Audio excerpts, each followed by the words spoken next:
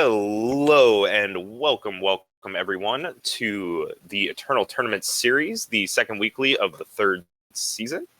Date is February 18th, and I am joined here by my wonderful co-caster, LocoPojo. Welcome.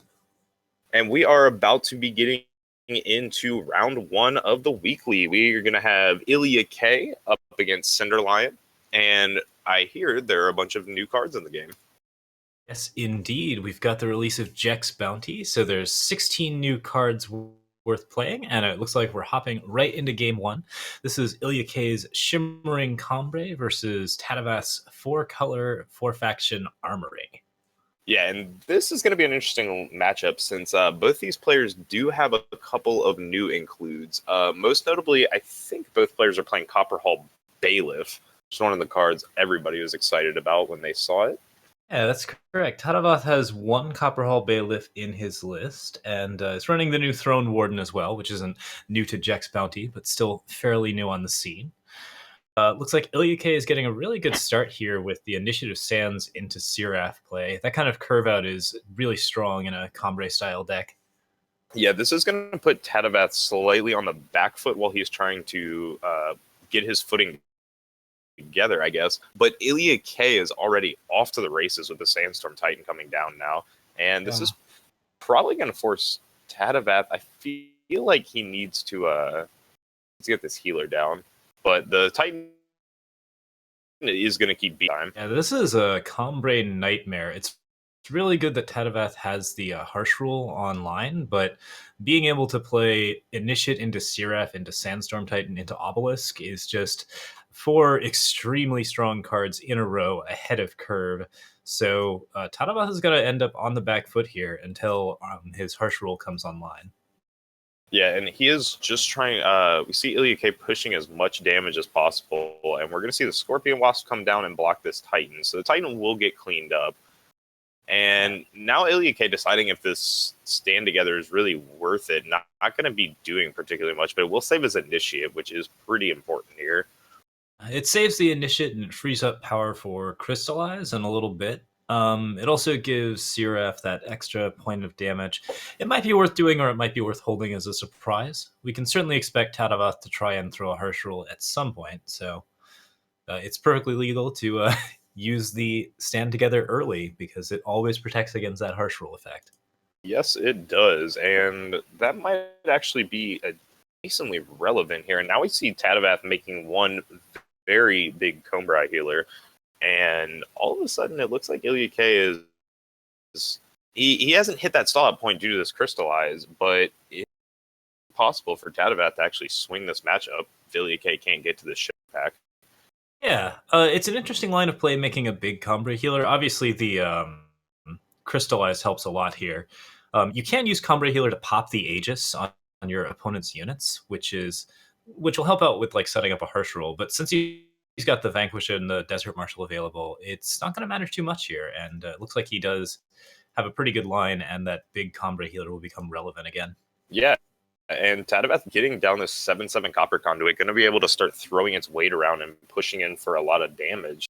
And all of a sudden, it looks like Tatavath may have just stabilized this. And yeah, IlyaK not hitting power to play this Shimmer Pack down. Yeah, Shimmer Pack doesn't have a lot of ways to push through for extra damage. You really have to just sort of get the beat down. Once your opponent stabilizes, this is a lot trickier for IlyaK to get through. He's already used one of his Crystallizes, so he needs to find something else to help out and get that extra bit of damage. We see IlyaK dropping down that second Obelisk, and if he can hit another power here, these units are going to be very powerful, and he'll have his Shimmer Pack online. He might just be able to put this game away here if he can hit one more power. That's enough damage that Tatavath might have to consider throwing a Harsh Rule here, but that would put him into top deck mode again, which isn't very strong with Ilya still having 2 cards in hand. So he ends up forcing a block and stalling for one more turn here, which is going to help him in the long run. Yeah, and we see Sword of the Sky King coming down on Tatavath, and this is actually going to be pretty important. Not only cleaning up the Initiative of the Sands, getting an extra unit off the board, but decreasing IlyaK's power so that now that Shimmer Pack is in 2 turns away again, and those obelisk activations are also 2 turns. We have another stand together in IlyaK's hand, which is really, really bad for Tatavath. Like these Aegises are making all of his vanquishes and harsh rules much less effective, and basically meaning that it's just trading card for card instead of massive advantage that the Armory deck really wants. Yeah, that is very true. And we're going to see him trade away the 2/2 here. But IlyaK, importantly to note, hitting that Find the Way now will have his obelisks online next turn. And he will have the Shimmer Pack. Ooh, untapped power means actually he can play Shimmer Pack this turn if he really wanted to. That seems like a pretty decent play, since it gets his. He might not want to actually toss the Aegis unit. He makes a 4/4, and that, of course, does trade with the 7/7. Looks like Yeah. Tatavath double harsh ruling here to get through and get the board down, which again stabilizes him.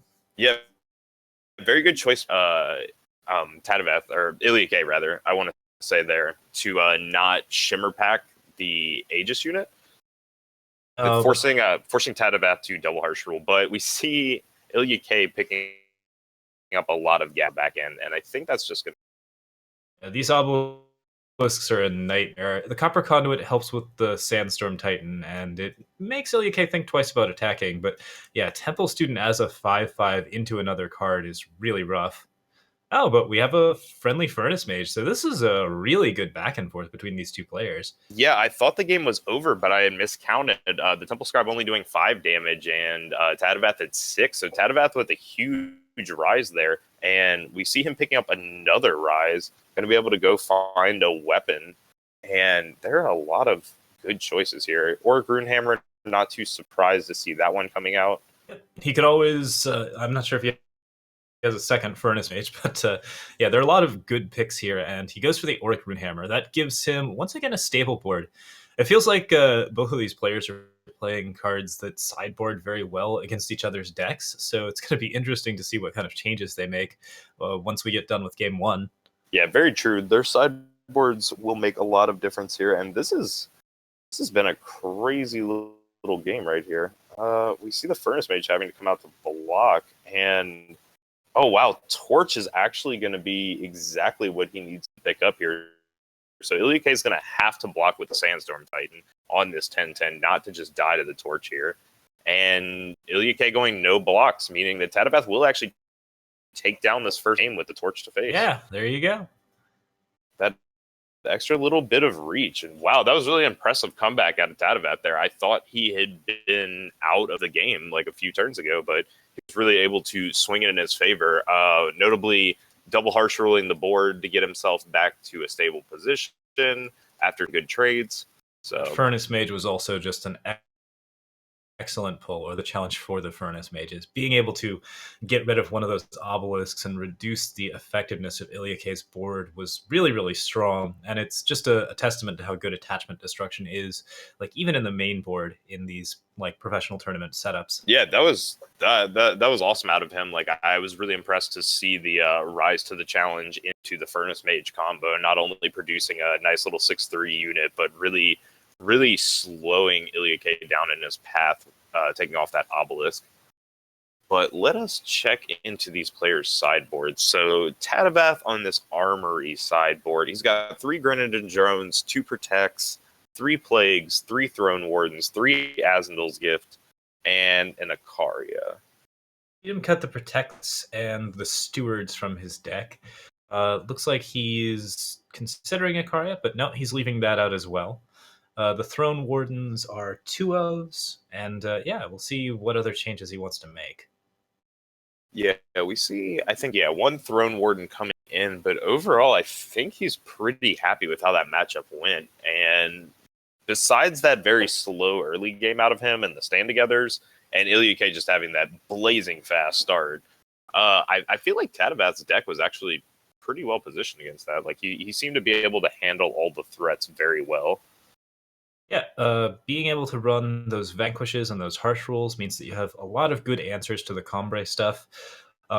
even though IlyaK had 2 stand-togethers, he has a lot of ways to pop silences with Desert Marshal and Combray Healer and Torch. So he's really pretty good on the removal aspect of it. And then, of course, the weapons do go through that stand together and pick up the big stuff a little bit more often. Whatever's coming on IlyaK's side, we have not seen yet. He's still got about 8 cards to cut from his deck before we have an idea of what he's running. Yeah, his sideboard right now, though, is 2 Protect, 3 Decay, 2 Combray Healer, a Stand Together, a Vanquish, 3 Great Parliaments, a Crystallize, and 2 Stormlinks. Choosing to cut the Protects and the Stormlinkses. So he's looking for a lot more of that late game value. And of course, the Vanquishes are coming out. Oh, well, no, leaving 3 of those in. Also leaving in 3 Decays, which of course is very, very strong against that Armory archetype. Yeah, definitely. Decay is going to be the biggest card we see brought in out of the sideboard. We do see him making a couple of interesting choices here and there, though. Yeah, keeping the Vanquish numbers high. And I want to say he actually brought in another... No, he didn't bring in a second Crystallize, but he hasn't cut them either. I would feel like Crystallize isn't a card that's super important in this matchup. It's pretty relevant to push damage. Like, if you get into that situation where the board is stabilized and you're evenly matched against Armory, I think that at that point, those Crystallizes are really, really crucial. But no, he does end up cutting them. So I think it looks like you're quite correct, Bairdrus. Yeah, we see those get cut, and we do see the Great Parliaments coming in, which I do like, assuming he's not going to cut them. I kind of like Great Parliament coming in here. It's essentially putting Tatavath on Harsh Rule, or they're going to cause him a giant headache. Yeah, as far as the go wide strategy goes, he's leaving out the Marison's Disciples at the moment. So Great Parliament is sort of replacing Marison's in that respect. Just a little bit more beef and a little bit more late game presence. And yeah, that's a decent way to go about things. Yeah, that's easy to pick off. And IlyaK definitely knows he can afford to go a little bit longer into the game in this matchup. Not going to be under a ton of pressure from the Armory deck normally out of the gate. I'm a little delighted by these 2 of Minotaur Ambassadors in the main board. They're just a cute way to get your Xenon Obelisks activated at 8. Not a terribly strong card, but a 5/7 with an Obelisk is certainly a nasty body for an Armory deck to deal with. No, it absolutely is. A 5/7 is absolutely crazy.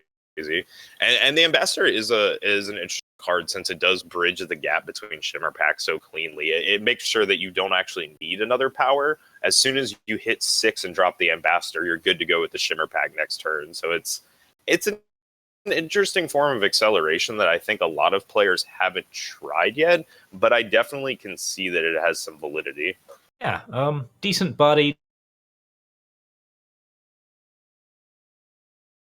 His deck is ready to go, so we should be going into the game 2 in just a second here. Yeah, and we are about to get underway. Yeah. IlyaK, interesting starting hand. Gonna have to pitch that one. Yeah, this is a situation where I think he definitely wants to be first, just getting that pressure on Armory. Yeah, very slow hand out of him, though. Going to be a lot of finding the way for power, Amber, Acolyte, just trying to smooth out his power. On Tatavath's side, however, we see a Seraph on 3 and a Rise to the Challenge or an Aura Groomhammer on 4. So he will have that early game interaction that he was lacking last game. Yeah, I think the big question here is whether or not Tatavath is going to draw into one of his Harsh Rules before Scouting Party hits the board. Getting that card draw off of Scouting Party is extremely relevant, and if he can actually pick it up, it'll be probably game on that side. But we'll see how the game progresses from here. Yeah, we're going to be in an interesting spot now because Tatavath is actually kind of in an aggressive position here. And he's going to take the turn a little bit more defensively to go get a Furnace Mage. I really like that. I mean, that's just an excellent pickup out of him, getting the Furnace Mage ahead of time because he already knows he's going to need to drop it into that Xenon Obelisk later. Yep, it's an important thing to hold on to. The Copperhall Bailiff, of course, is really tempting as well, but with the Obelisk, you're still going to see those Scouting Parties have that extra 1 damage, and that's just using pre-game knowledge. There's no way to know that the Scouting Party is in his hand. Yeah, there is no way to know, but probably see. I think the scouting party might actually get value here at some point. The obelisk, though, if IlyaK, he was looking for it, but he's playing interestingly. I'm not sure. This plays into harsh rule pretty bad here. It does, but it's also just, I mean, you're just letting him draw more cards and draw more potential harsh rules with this. Ilya has to get to 9 to scouting party into stand together, and having access to it right now means that he's probably in pretty good shape. Yeah, he didn't get punished by the heart for the heart on Tatavath's side, and because of that, IlyaK is going to probably take a pretty commanding position here, picking up 3 more cards. Yep, permafrost on that Seraph. Probably the biggest, like, actual part of the nerf to Seraph is that she has to exhaust to use her ability, so permafrost is a removal for her. Yeah, Permafrost putting her down, and Tatavath actually picking up the harsh rule here, and he really should fire this off here. The Shimmer Pack next turn is just absolutely brutal and might even be lethal. He chooses to break the permafrost on his Seraph, which I think is maybe a bit premature, but combined with the Desert Marshal, Seraph is going to be silenced again. So now we have what I'm guessing is a Shimmer Pack for about the game. Uh, Oh, nope, goes for the Obelisk instead. yeah, interesting. Decides to go for the obelisk there. I feel like I really wanted to just see the Shimmer Pack come down, but I think what it is yeah, IlyaK wanted to hold up the stand together to make sure that this board can't get harsh ruled away. Yeah, that's actually the better play on account of the fact that it gives you that Aegis and also 3 extra points of stats. Is you still have all of those 4/4s. You're actually getting a better stat line and the Aegises. So Yeah, good yeah, good stuff. stuff indeed. Unfortunate there for Tatavath that he didn't hit all his power drops. Otherwise, he would have actually been able to clean that board up with the Copperhall Bailiff into harsh rule. Yeah, But Copperhall Bailiff is definitely a solid way to get the board down, but still, that's a lot of beats there. yeah, certainly a lot of beatdown. And we are about to get into 3, unless we're going to see some deck edits. I think one of our players does want to make an edit, so we can look over these sideboards one more time. Yeah, not a lot of cards coming out there for either player. I feel like both their main boards are pretty well suited in this matchup, and it just depends on who has the smoother draws here.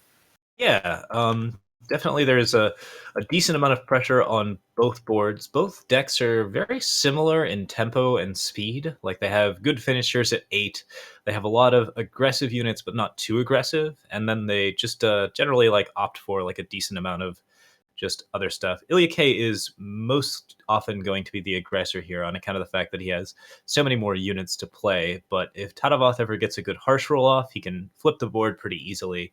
And being the slightly slower deck in these matchups can be very advantageous. Yeah, it definitely can. As you control the board and stall out to the late game, it's going to come down really to big top decks and card advantage, and the slower decks can often maintain that.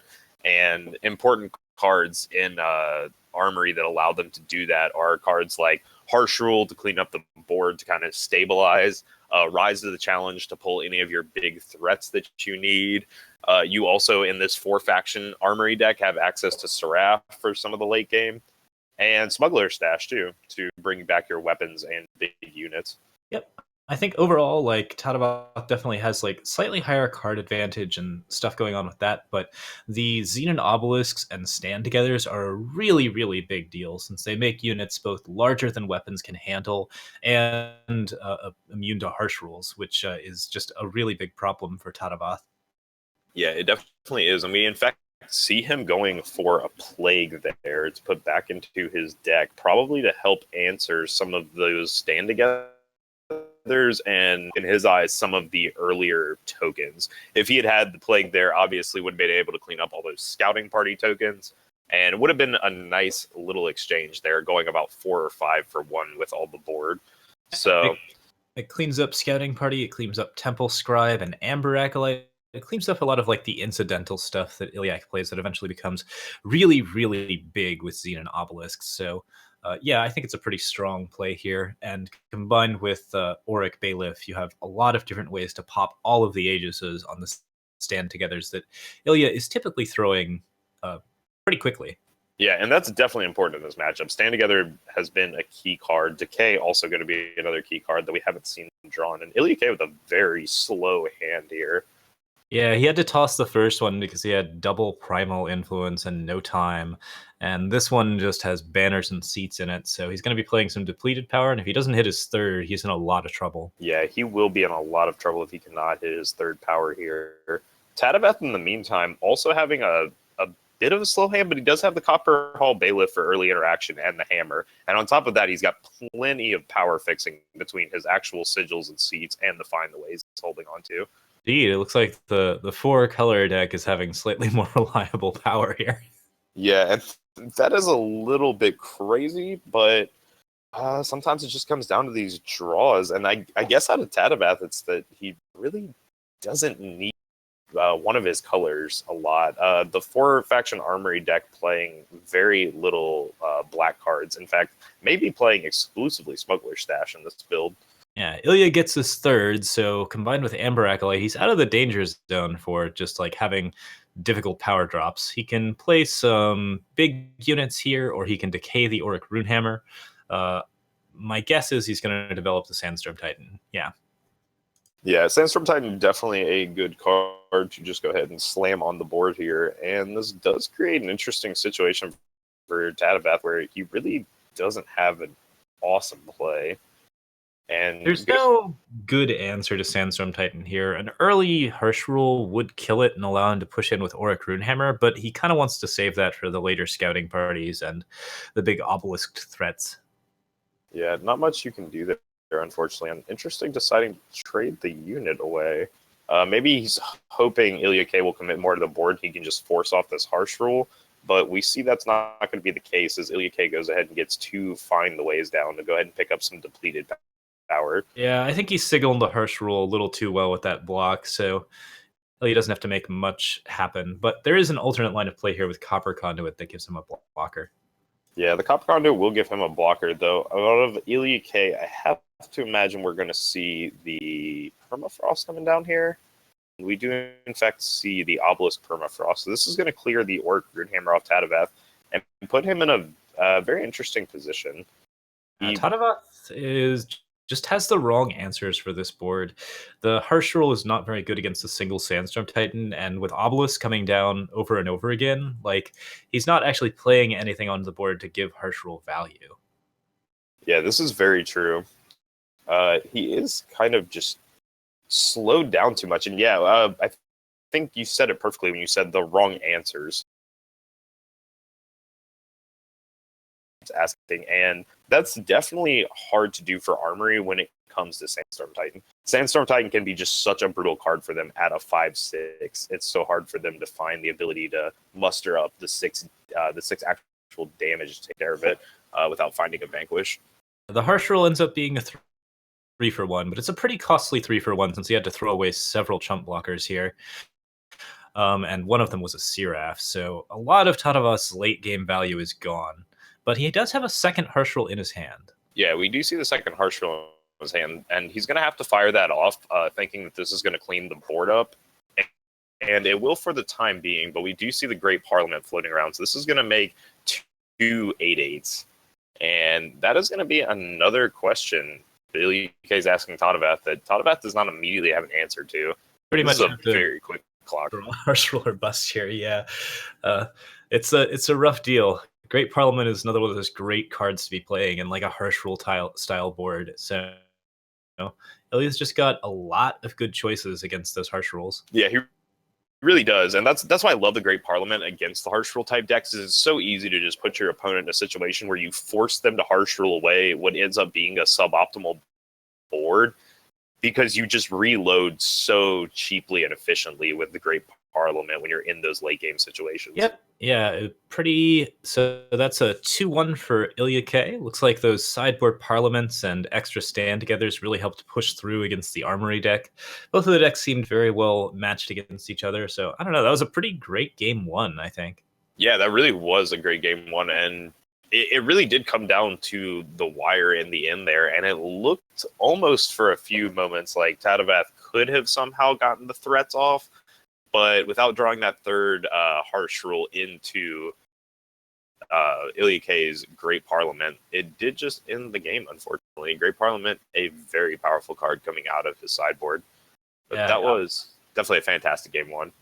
yeah, Ilya made all of his power happen, even though he had that like 2-power hand right at the start. So he's able to just pretty cleanly just move from one threat to another to another. If he'd overplayed his board, then maybe the harsh rules would have gotten a little bit more value. But because he started with the obelisks first, there just wasn't too much that Tatavath could do about it. Yeah, it really did just power him out. And like another case where we see Obelisk just turning even the smallest of threats into something scary. Not that Titan itself is small, but some of the other cards being buffed up to make those boards really scary, like the Temple Scribes becoming 5/5s, just kind of puts a lot of pressure on the Armory player there. And for those Passage of Eons sideboards, new Yeah. cards, new cards. Yeah.